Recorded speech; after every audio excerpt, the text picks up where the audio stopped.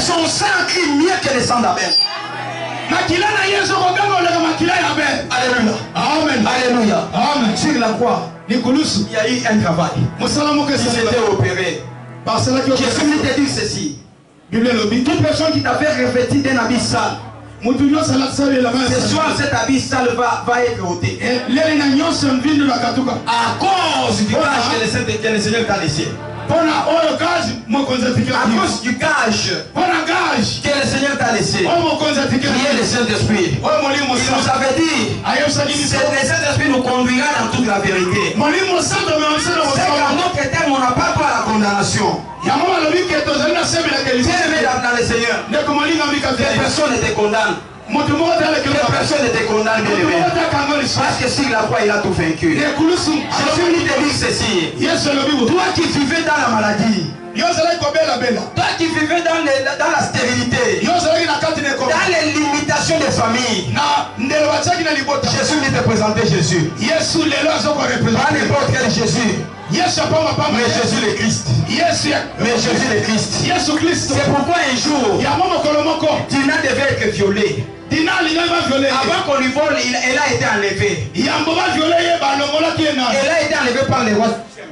Elle a été enlevée et violée par les princes du Sichem. Bien-aimé dans le Seigneur. Bien-aimé dans le Seigneur. Je vous ai dit le jeudi, qu'en Israël, il y avait un accoutrement pour chaque personne.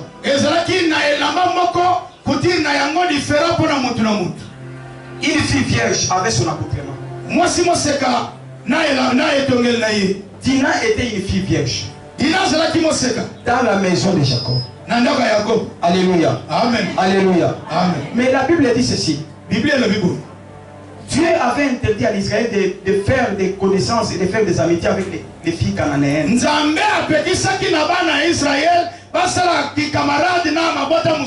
avait interdit ça. Pourquoi Dieu avait interdit? Parce que les Cananéens étaient un peuple incirconcis. Alléluia. Amen. Alléluia. Amen. Qui dit incirconcis dit païen. C'est que les gens qui n'ont pas connu Jésus, qui n'ont pas reçu Jésus. Comme les Canains étaient un peuple incirconcis, Dieu avait mis une loi que vous ne pouvez pas, vous ne pouvez pas tisser des amitiés avec eux. Mais un jour, Dina, par ruse des Cananéens, elle a escaladé les murs. Elle est allée faire des amitiés avec les filles cananéennes. Et lorsqu'elle est arrivée là-bas, elle fut aperçue par le prince Sichem. Elle fut aperçue par le prince Sichem. Et Sichem l'a aimée. Elle l'a enlevée. Elle est allée la violer. C'est quelque chose qui ne pouvait pas se faire en Israël. C'est quelque chose qui ne pouvait pas se faire en Israël. C'était une infamie. La Bible dit ceci. Lorsque Dina a été enlevée, ses frères n'étaient pas là, ils étaient dans la chasse en brousse. Lévi et Siméon étaient en brousse comme ils étaient des chasseurs. Son père, lorsqu'il a eu le message, il a gardé son courage. Il a dit: je ne peux pas faire du mal, que j'attends de mes fils, Lévi et Siméon, quand ils seront des bien-aimés dans le Seigneur. Lorsque Lévi et Siméon sont arrivés, ils sont allés dans les camps des Ammonites. Ils ont commencé à tuer d'abord Ammon, le père de Sichem. Ils ont tué le père de Sichem, Ammon. Et ils ont séché Sichem, ils l'ont tué. Ils ont récupéré leurs filles. Ils ont récupéré leurs filles uniques. Dina, du camp des Canaan jusqu'au camp des Israël. Bien-aimés dans le Seigneur, ils ont tué tous les Cananéens. Ils ont récupéré leurs fils. Mais je me demande, dans la maison de Jacob, est-ce que Dina croit qu'on s'en rappelle? Est-ce que nanda kupenza Yakobo? Dina kwa osa ataka akoka kozanga lipapa ya malonga. Dina sana ata lipapa malonga. Parce que Dina botamela na 4 maman. Kasi Dina botamela ba maman mine. Cette maman wa kola taliputa amoni ke na lembi ya kabeli Dina. Oh maman lembi liputa ko kabela Dina. Dina avec 4 mamans, Léa, Rachel, Zilpa et Bila. Dina sana na maman mine o prophète akutuko sa. Siko Dina okelukani ibanda. Kuna okeko lukani à cause ya misu.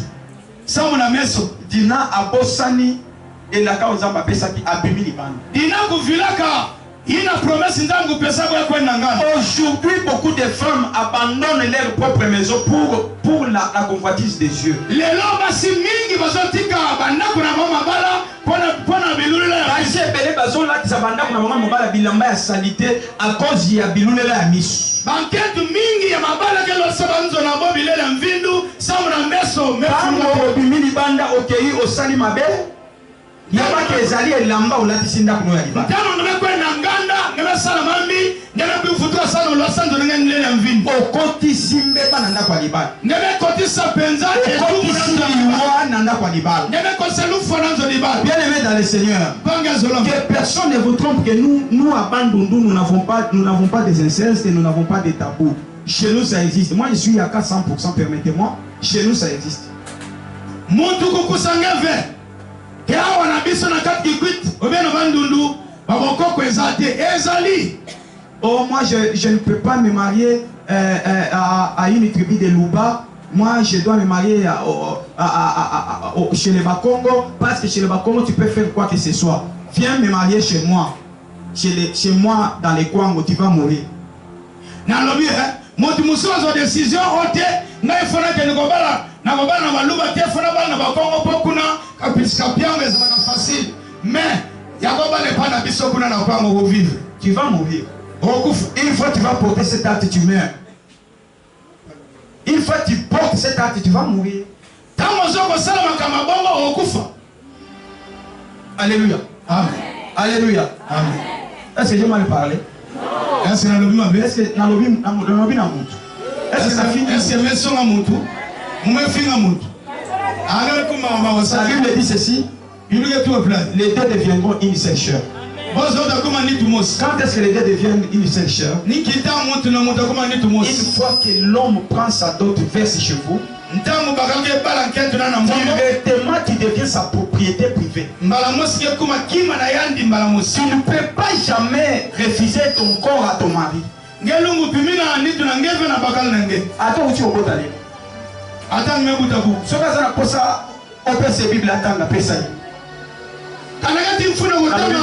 livre ina pesa ya ndio. Amen. Oh. Mais il y a des femmes ici qui refusent leur corps avec mari. Quand tu vas banquer du père que pimena wa bagana. Yo sola la kanase yo. Sola la kanase yo. Ngewakise kumwela na to. Oyebi ti no bale la kita. Ngemelutisa mwela na to. Oyebi ti no bale la kita. Oyebi te. Ukoni kuzabas. La Bible dit. Bible dit on est. Paul dit aux Corinthiens. Paul a dit quoi? Oh, c'est Paul qui dit aux Corinthiens n'était pas marié. Paul, mais il dit quoi? Ne vous privez pas l'un et l'autre si ce n'est d'un commun accord.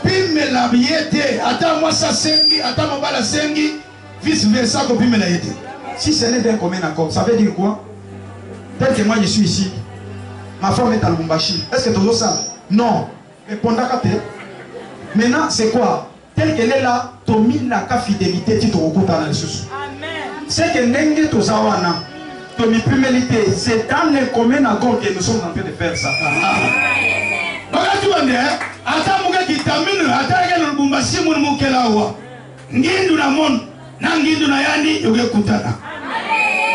Alléluia. Na WhatsApp Facebook, Makasi. Loin du corps, mais près d'esprit. Alléluia. Mais il y a des femmes ici. Il y a des femmes ici. Si elle est en colère, Azikou Makangi. Azikiloti ya jina lati anani. Meba. Nabandeli meba. Nabandeli meba. Nabandeli msumu.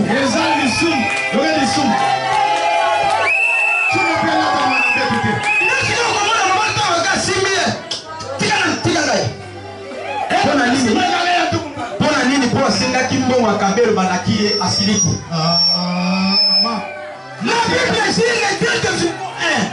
Bible lobi bangomi balwa comme je suis venu vous enseigner. Na ye pour attendre ça. Le mari te prend au mariage. Ma fille, lorsque tu te marieras, tu deviens la propriété privée de ton mari. Kana bakala mekwela nge. Zaba mbote ndenge ti décision. Et ta famille n'a pas droit sur toi. Parce que tu es déjà acheté par une personne. Parce que ma somme qui est cash. Ta famille n'a pas droit. Liberté n'a pas droit sur toi. Même si ton mari te dit, nous quittons ici, nous allons nous positionner en Afrique du Sud. Ta famille n'a pas droit de dire non, parce qu'ils ont mangé la torte. Ceux qui m'ont mal à l'objet, les autres sont longs. Donc nous sommes le bon de la haine. Mais les mamans de qui m'attendent maintenant. Avant de faire tout, il faut qu'elle aille d'abord consulter sa maman. Et bien, ceux qui m'ont mal à l'objet, ils m'ont eu la tête de maman. Ceux qui m'ont mal à l'objet, non, il n'y a pas l'objet, non. Ceux qui m'ont mal à l'objet, il n'y a pas l'objet. Moi, j'ai toujours prêché à mes enfants qui sont en Europe. Faites attention. Parce que beaucoup m'écoutent dans le poteau,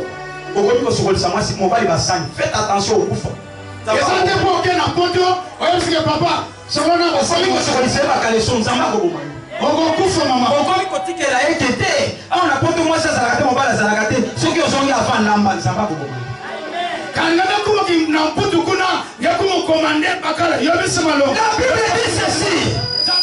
Bible dit la femme c'est une indissemblable de l'homme.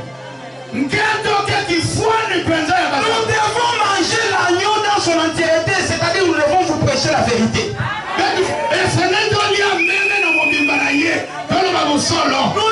devons vous prêcher la vérité. Bien aimé dans le Seigneur. Parce que le Seigneur m'a dit de faire les samedis ici, les samedis prochains, avec toutes les mamans de l'AJC.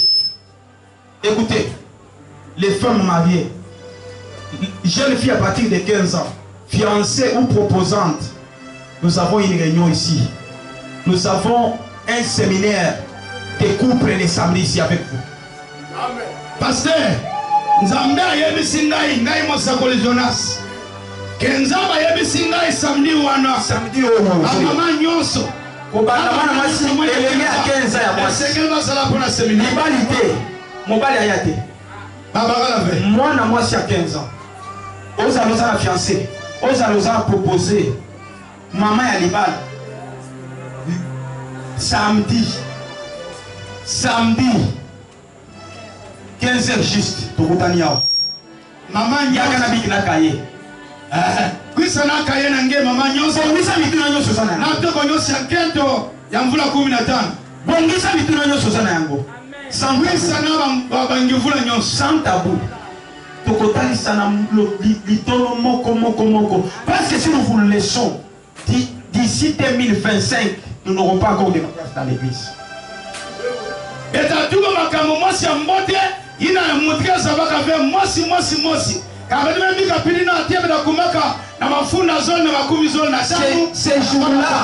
Ces jours-là, 15h juste à 18h, tout ça, on a pas maman, on a jeune fille. Samedi au réseau. Mais la personne moteur awa. La 15h, tout sur la pause. Mais sur la vie. Il s'est tout na nyonso sana. Il dit que va nyuvula nyonso. Yo soko biko bimani banda parce que mobali ya zala suna makasi na meto te. Ngeke basika na ngana si sambo. Okelu kama feti moko. Afika ye mokola na moni ezo sipasuke. Ye bona za mambo tunangabo kwa sala anga bien. Ngeke sosi kama petit mos. Mukolona ya ko. Frère de mare. Mukolona ya ko kama na oyesa. Ngela kusi mos sanga makama ngoto. Invité baninga mususu. Sanga be maketo kaka. Boya. Bokuisa. Baya. Bokuisa. Toto solo na mbuzo na mbuzo. Muso la tibo vis-à-vis. Bana na biso basi. Papa na biso. Soki to na kisi ba ngote. Amadi na sanga bove. Toko zala na mabala te. Belava na mabala. Il y aura des problèmes de divorce. Et ça la jeune fille va vendre à 20 ans 25 ans ba yiko sokole lamba chemise ya mobali boya yebi. Fufu ayebi ko lamba te zuba fufu ayebi ko sokola te. Mbeto ayebi ko komisa te. Samedi ya kao.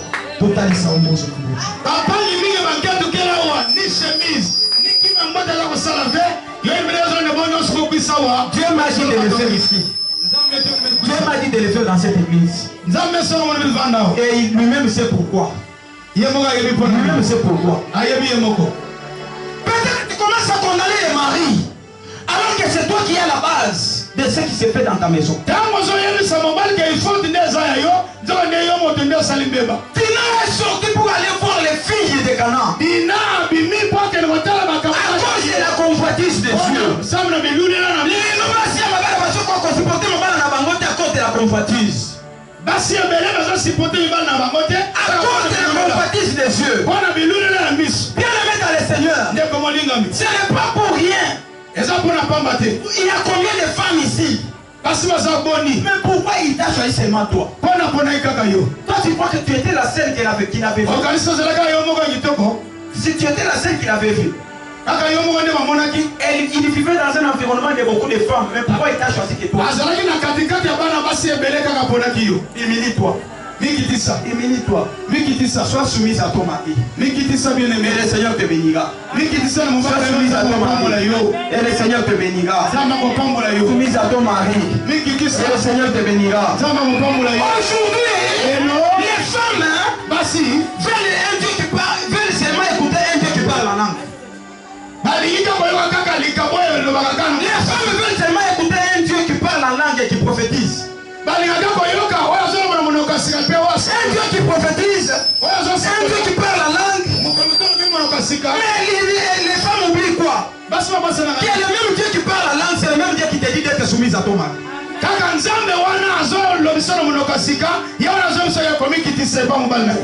Dieu qui te fait prophétiser, c'est le même Dieu qui te dit sois soumise à ton mari. Si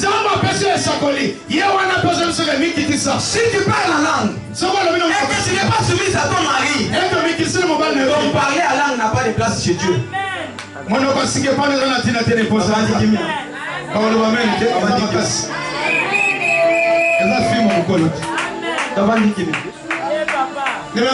C'est pourquoi bien aimé dans le Seigneur.